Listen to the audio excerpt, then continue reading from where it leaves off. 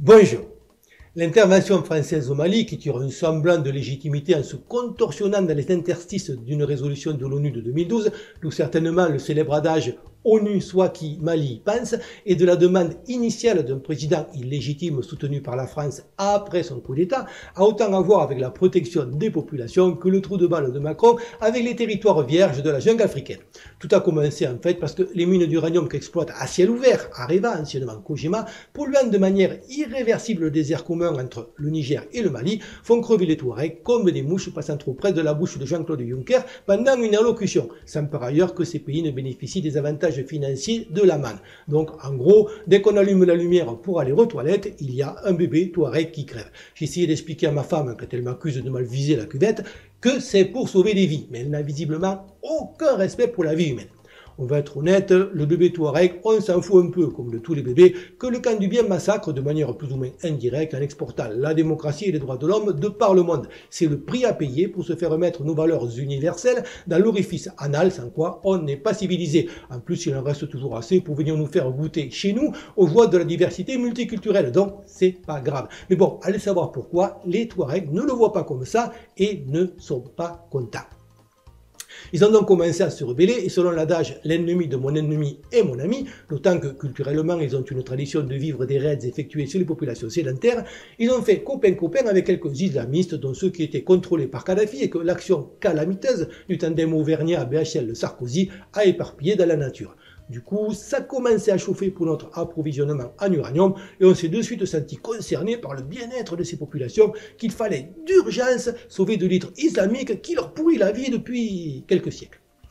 On a commencé par soutenir certaines tribus, islamistes ou non, contre d'autres, islamistes ou non, partant du principe que tant qu'ils se battent entre eux, c'est toujours ça de prix. On a laissé sans rien faire les exactions se poursuivre dans le centre, ne protégeant que la capitale et les mines d'uranium avec, pour conséquence, que les habitants dont l'ingratitude mériterait presque qu'on les laisse se démerder tout seuls, chipotent en faisant valoir que leur situation n'a fait qu'empirer et se focalisent sur quelques malheureuses bavures, style enfant criblé de balles depuis un hélico puis enterré à la hâte dans un trou, bavure par ailleurs jamais reconnue, il ne manquerait plus que ça.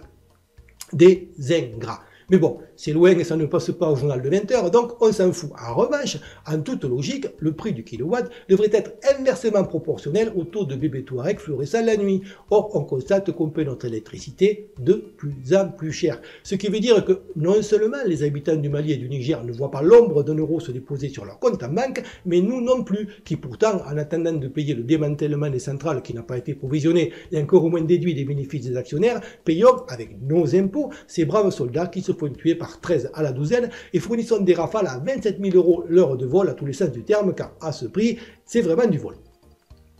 On me dira que nos troupes ne sont pas issues d'une conscription et que ces soldats de métier sont plus proches dans l'esprit de mercenaires que des poilus de 14. Mais ça reste des Français dont certains étaient probablement assez naïfs pour croire qu'ils servaient leur pays au lieu des actionnaires d'Areva. Et savoir que s'ils sont bien morts pour quelque chose, ce n'est certainement pas pour la France, a un petit côté révoltant. D'autant que les mêmes qui s'insurgent contre le manque de diversité partout et nous vendent que les tirailleurs sénégalais ont gagné la Seconde Guerre mondiale, se sont bien gardés de relever que le niveau de blanchitude de ceux qui se sont fait tuer, soi-disant pour la France, dans une indifférence relative, est à l'opposé de celui de ceux qu'ils adulent pour courir derrière un ballon, là aussi soi-disant pour la France. Car en plus d'être considérés comme remplaçables et nonobstant la minute de silence à l'Assemblée, ce qui, divisé par 13, leur fait quand même, outre une belle jambe, presque 5 secondes à chacun, ils servent de variable d'ajustement budgétaire et sont souvent dotés de matériel obsolète dont la vitesse d'usure dans le désert frise l'érosion mélanchonienne. Et l'hélicoptère Cougar, dont la conception date de 30 ans, davantage si l'on considère qu'il ne s'agit que d'un changement de nom du Super Puma,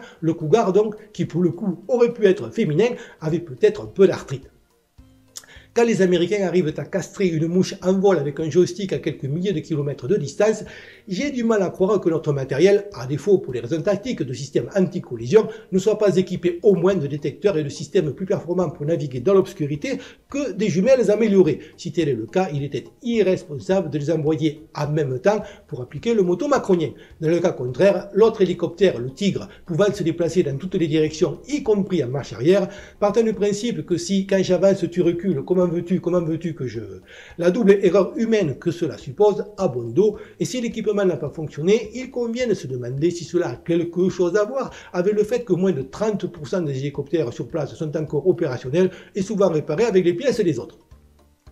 En outre, c'est totalement calamiteux. Imaginez que vous soyez un islamiste dans un pick-up tout neuf, dont par ailleurs je serais curieux de connaître la marque, laquelle doit forcément savoir à qui elle l'a vendu en premier, et que vous voyez 2 hélicoptères fondre sur vous et devenir de plus en plus Akbar, comme Allah. Vous faites quoi? Ben justement, vous priez le dit Allah, et paf, les 2 hélicoptères entrent en collision. Pour lui, Notre-Dame de Lourdes à côté, même si un jour un paralytique en fauteuil roulant en revenait avec des pneus neufs, c'est de la rigolade. La seule chose qui pourrait battre ça, c'est, à la rigueur, le scandale Fillon tombant, comme l'histoire des attachés parlementaires de Marine Le Pen, juste avant les présidentielles. Si à la base le gars était intégriste, je vous laisse deviner ce qu'il est maintenant. Notre système, jamais à court de superlatifs, va devoir lancer le concept du super intégriste. Le bonhomme, la prochaine fois, il affronte des tanks en slip avec un cure-dent et le sourire aux lèvres.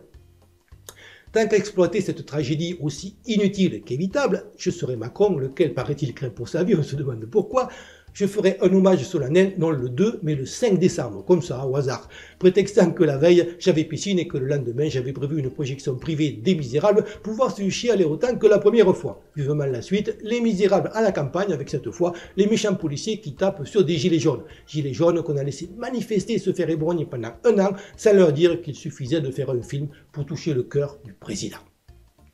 Peut-être d'ailleurs qu'un jour on tournera le film Hold Up sur les retraites, dans lequel une bande de malfrats dérobe un magot caché de presque 200 milliards provisionnés pour les dites retraites. Non, vous ne rêvez pas, et je ne suis pas un enfoiré de complotiste. C'est BFM, je vous mets le lien, qui a révélé le poteau rose dans l'indifférence générale, alors que ça devrait faire le buzz sur tous les réseaux sociaux.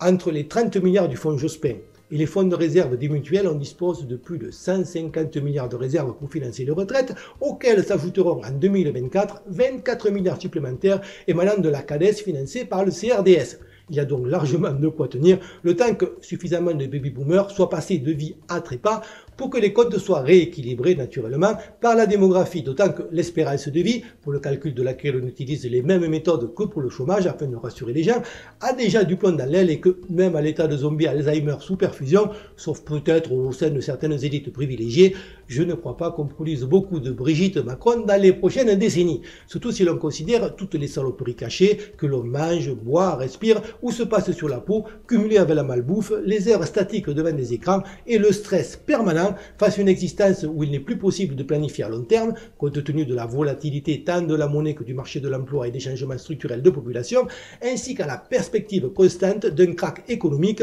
voire de la fin du monde avec en prime un petit nuage radioactif de temps en temps, le tout sans savoir si au bout du compte on est un homme ou une femme.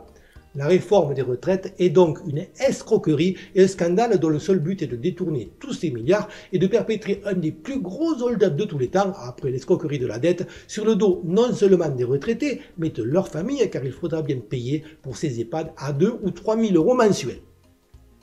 Nonobstant, Sibène Diaye, qui est à la communication gouvernementale ce que le rat est à la peste bubonique, n'a pas hésité à dépasser toutes les limites de la perversion qui caractérise ce gouvernement en affirmant que l'escroquerie que je viens de démontrer est, je cite, une des réponses à la crise des gilets jaunes. Sauf à considérer que la dite réponse est « allez vous faire foutre », à ce niveau-là de foutage de gueule et de brouillage de piste, on culmine au sublime vomitoire.